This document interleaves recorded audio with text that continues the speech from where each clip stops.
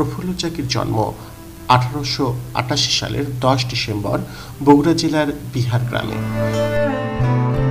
1905 সালের বঙ্গভঙ্গের কারণে ব্রিটিশ বিরোধী আন্দোলন যখন তুঙ্গে, তখন বিভিন্ন জায়গায় বিভিন্ন সংঘের মাধ্যমে সংগঠিত হতে থাকে ছাত্র জনতা।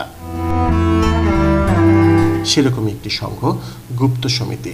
তখন তিনি রংপুর জেলা স্কুলের ছাত্র, কিন্তু বিপ্লবী কর্মকাণ্ডের কারণে স্কুল থেকে হয়েছেন বহিষ্কৃত। তবে সেই সময় অন্যান্য সিনিয়র বিপ্লবীদের সংস্পর্শে এসে নৈতিক ও রাজনৈতিক শিক্ষার পাশাপাশি হাতে কলমে শেখেন অস্ত্রের ব্যবহার। 1906 সালে কলকাতার বিপ্লবী নেতা বারিন ঘোষ প্রফুল্ল চাকিকে নিয়ে আসেন কলকাতায়। সেখানে প্রফুল্লর ঠিকানা হয় যুগান্তর সংঘে। আরেক বিপ্লবী সন্তান ক্ষুদিরাম বসুর সাথে মিলে কলকাতা প্রেসিডেন্সি ও পরে